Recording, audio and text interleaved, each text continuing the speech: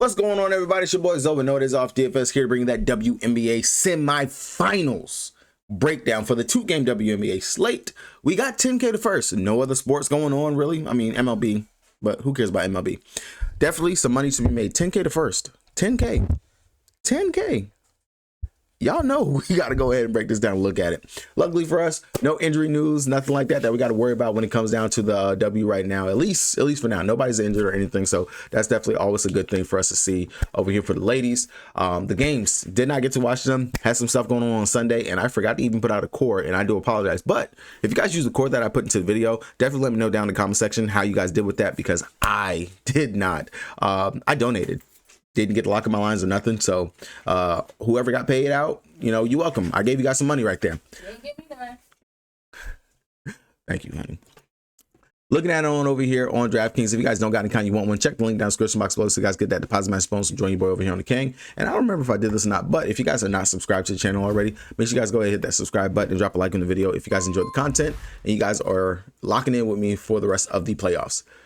Going over here to the Phoenix Mercury side of things, looking at them taking on Minnesota Lynx, of course. Alyssa Thomas, she went out there. She was dominant in the first half. They slowed her down in the second. Went out there, was able to give us 43 fantasy points, 18 actual points. Went into the half with 15, only finished with 18. They made an adjustment in the second half, which definitely, of course, hindered and messed with Alyssa Thomas. And hopefully we do see them start out and do that again. But, of course, Alyssa Thomas being the great player that she is, I'm pretty sure she will figure it out. If those lanes are not going to be there for her to be able to just drive hard to the basket, or the open lanes, or the switch where she was getting the small on her, she's going to have to figure out something else. And hopefully we could see Satou Sabally or Kalia Copper be able to step up. We saw kind of the same thing from Satou last time going up against the New York Liberty, where that first game she played 37 minutes, 9 actual points, shot 2 of 17 from the field. What does that remind you of? Literally what she just did last time out. 26 fantasy points in 32 minutes, where she shot 3 of 11 from the field. Just like how she had the 27 fantasy points in the 37 minutes, of course, OT and whatnot. I expect Satou to bounce back. 0-5 from 3. And looking at it, the whole team, 3 of 23 from 3. That's a low amount of threes for the Phoenix Mercury, who rely on, hey, we're going to claps you guys, get you the claps on the paint. I'm going to kick it out to open shooters. They just got to knock it down. Nobody was able to make really any shots from 3. Only person who was, of course, Sammy, who went out there and hit 1. And then Kalia Copper knocked down 2 out of 8 of them. So definitely I expect a bounce back position spot for Satou here, and I don't mind going right back to her if you want to come off of Alyssa Thomas. But AT, she is priced right in the middle of Asia Wilson in the Feast Collier. I do think that, of course, her being the engine, the high usage and everything that she does have, I don't mind getting to Alyssa Thomas, but I do see merit in, hey, maybe I take 2 other pieces from the Phoenix Mercury to make up for the Alyssa Thomas, especially if they're able to get their shot to fall and stuff in this game, and then get a run back from the Phoenix Mercury side of things instead. K-Cop, again, relying really heavily on the scoring. Hopefully we can see some defensive stats as well, and maybe just a little bit of something else from her. Only other person that was really out there just chucking the ball up, and of course she missed quite a bit, but upside is definitely there for her. If she's going to be able to go out there and shoot 15 plus up to 20 times, I definitely will have to have some interest in her. 8,300. Not as safe to me as what I could see for Satou Sabally, just because Satou, man, she's just such a mismatch when she's out there on the court. But definitely would rather play Satou over Kalia Copper, but I do see merit. Instead of going to K-Cop, I actually like just dropping down here to Dwana Bonner. We see her, she's out there for the fact that Natasha Mack was out there, only played 12 minutes. And granted, okay production out there in those 12 minutes, 3 or 4 from the field, 75%. That's not bad at all. Wish they would actually give Mac more minutes, just because I do feel like centers going up against the Minnesota Lynx actually have done pretty well on the season, and I can see some upside for her in the position spot. What's up, my boy? But Dwana Bonner definitely would rather drop down to her instead of going to Kalia Copper. So maybe a 1-2 punch of Satou Sabally and Dwana Bonner is something that you could run instead of trying to go with the Satou and K-Cop. That's definitely a nice little value cushion that you can get. And then whatever you run back from the Minnesota Lynx should work out in that regards. Now, of course, besides Dwana Bonner going out to get the minutes, who else gets the minutes? Sammy Whitcomb. She's sitting at 5.5. That price has definitely come up quite a bit. Rightfully so, seeing 20-ish minutes every single game so far in the playoffs. The upside is there for her, especially if she's able to knock down that 3 ball. It's going to be even better for her. Now, she is priced more than Monique, who, of course, is the starter. Monique is out there playing 20-ish minutes as well. They're splitting the minutes pretty evenly. If you feel like Monique is going to actually be able to go out here and dominate, and maybe this could be the Monique game finally, where she's knocking it down from 3, 1 of 6 from the field, that's not going to cut it. We know she does have some assist upside, and she can play some decent defense as well. There is merit in, like, hey, okay, Sammy, she's priced up 5.5. I'm going to take my chance on taking a stab with Monique on this one, 4,800. It's not going to kill you, but definitely just understand that her upside is definitely capped. It's not as high as what we're going to get with Sammy when it comes down to it. Now, if you're making multiple lines, I definitely do see a world where you can play Natasha Mack in one and hope maybe, hey, coach pulls the sat out of his ass and like, okay, I need to run Mack 20-25 minutes.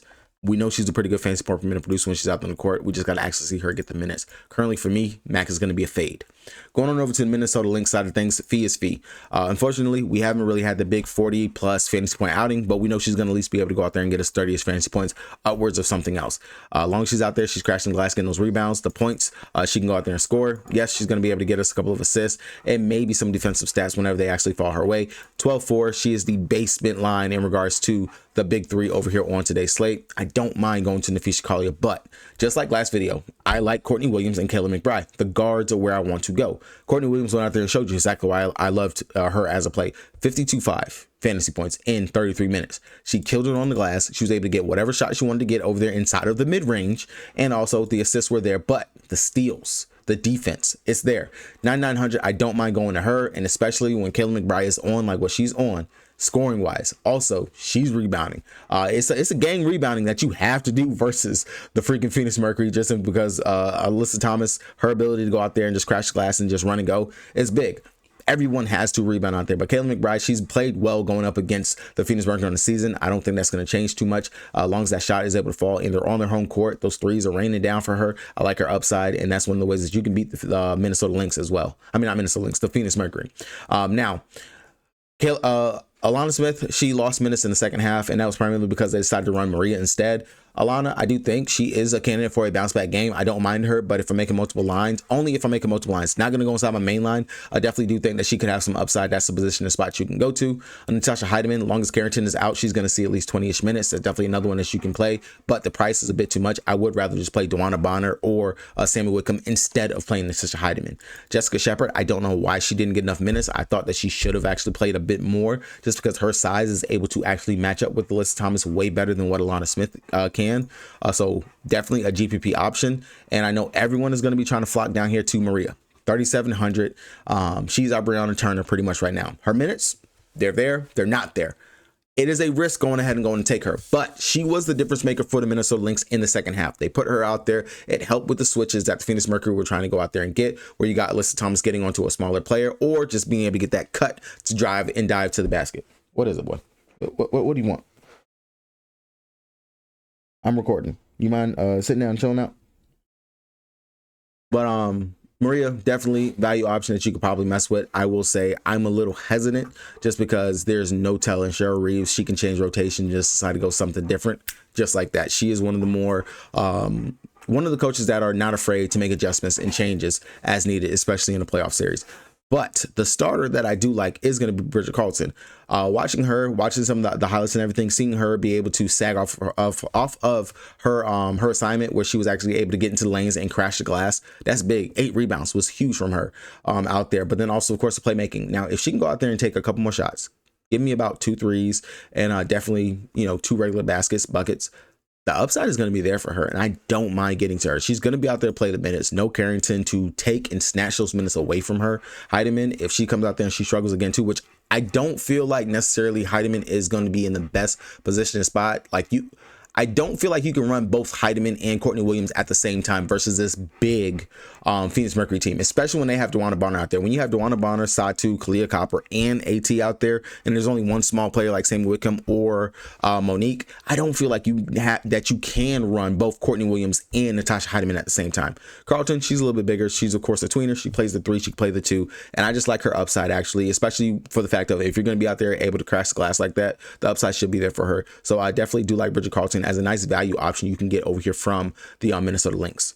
Going on over to the game that we were not expecting to, well, at least I didn't expect to go the way that it went, but the Indiana Fever, man, they went out here and they handled business. And big part too, their true MVP and Kelsey Mitchell. This is Kelsey Mitchell's team, and we just watching living with it. For them to do what they've done without CCC being out there, it's amazing. It's good. And it should be talked about a lot more. Definitely for the work and the big strap that K Mitch has on her back. She was dissecting, watching that shit back. She was being guarded by Jackie, and it was like, okay, bet, come on. I got you. You a little bit too hefty and big to try to deal with me. Her speed is unmatched. So it's amazing. Like I'm not even gonna try to get into it. And but Kelsey Mitchell, she killed him. Granted, a lot of her production, everything, it came from her going out there and doing what? Scoring. 34 actual points. The Aces are more than likely going to do what they did in the second half, which was start throwing a lot of traps to her, start throwing those doubles to her and everything. And we should see an uptick for everyone else. Hopefully, that is what we see. I'm not going to chase that big game 10-2 for a play that is relying heavily on scoring. I'm not going to chase it. I'm not going to go there to Kelsey Mitchell. Granted, great GPP option to play. Instead, the two players, which I said it last time, the two players, one has the best matchup, and two, if she can play up to her prowess, like what she just did last time out, it should still be a good game. Natasha Howard gets in the Alyssa Smith matchup. Didn't have to play in the fourth quarter. Only played 22 minutes. Double-double in that time frame. She has been able to cook each game and got better and better versus the Aces as the season went on. I will go right back to her 8,100. Don't mind it. You're telling me right now the floor is between 25 to 30 fantasy points. I will take that from Natasha Howard, especially because I'm not going to mess with Aaliyah Boston.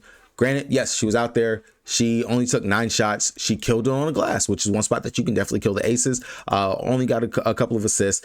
I'm not going to go there. I do think that maybe she could be a little bit more aggressive when she's out on the court. I do think that Asia is definitely going to be coming to play. Those elbows and stuff, those elbows that ABB like to throw.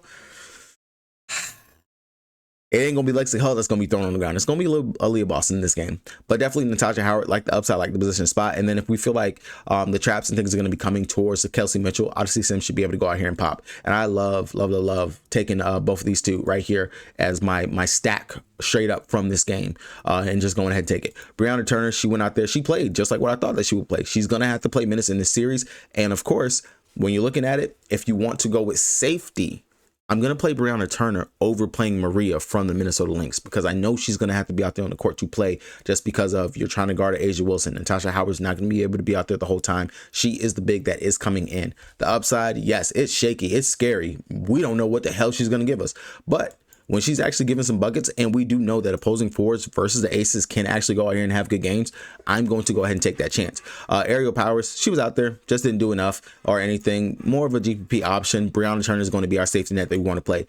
Lexi Hull, I'm not playing her until we get back over to Indy. That's when I feel like she will be able to pop.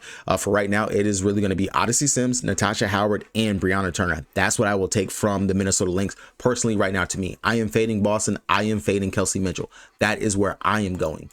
For the Las Vegas Aces side of thing, Asia Wilson, I do expect Asia Wilson's on top. She's going to bounce back.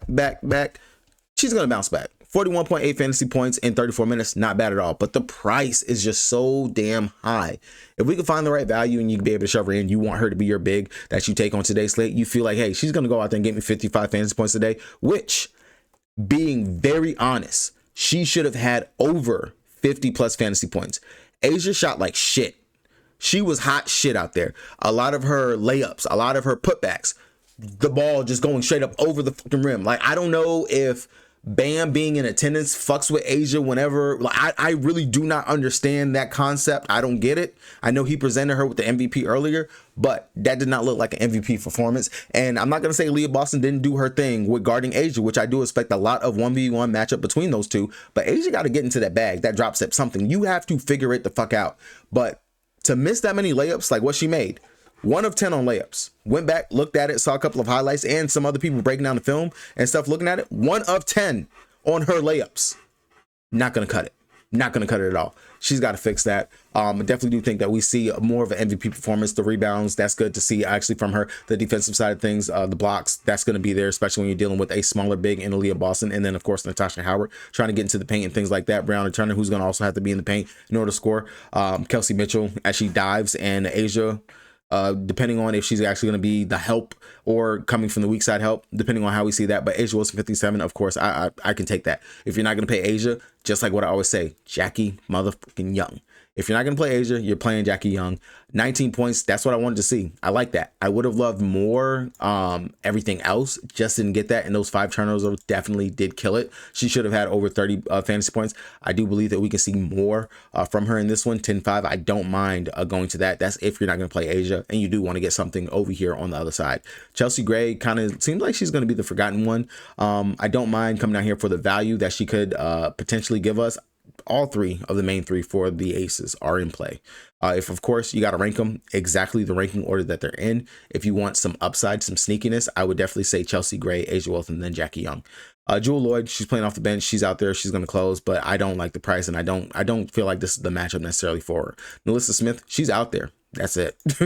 I told you guys, she's out there. That's it. Would hope that it would be like a revenge narrative type thing for her, but that was not the case. She looked like hot shit when she was out there. Dana Evans, surprisingly, she got a good chunk of minutes, 23 minutes, 23 actual fantasy points when she was out there. Do I think that will repeat? I'm not too sure. It's pretty shaky in regards to her, but I do know that she loves to play against her girl Odyssey Sims, because those two got a love-hate relationship. So maybe we can look towards Dana Evans as another value play option that we can go to on the day, but not anything that I'm going to be like, yo, I gotta play Dana Evans. Dana Evans is the one I have to play. I gotta go to. That's not going to be the case. As we can see over here, Cheyenne Parker Ty, she only played 5 minutes, no production for us. Megan, she played 8, a little bit of production right there. Other than that, not really going to look towards anything else over here on the bench. And then Kirsten Bell, she's literally just there for a good time, not a long time. All right, guys, this is going to do it for me. Hopefully you guys were able to get something from this video. Let me know down in the comment section what was your favorite part of the playoffs so far. Good luck to everybody. Hopefully you guys take it down 10K to first. If you don't go ahead and lock in your daggone lineup right now, reserve your entries. Peace.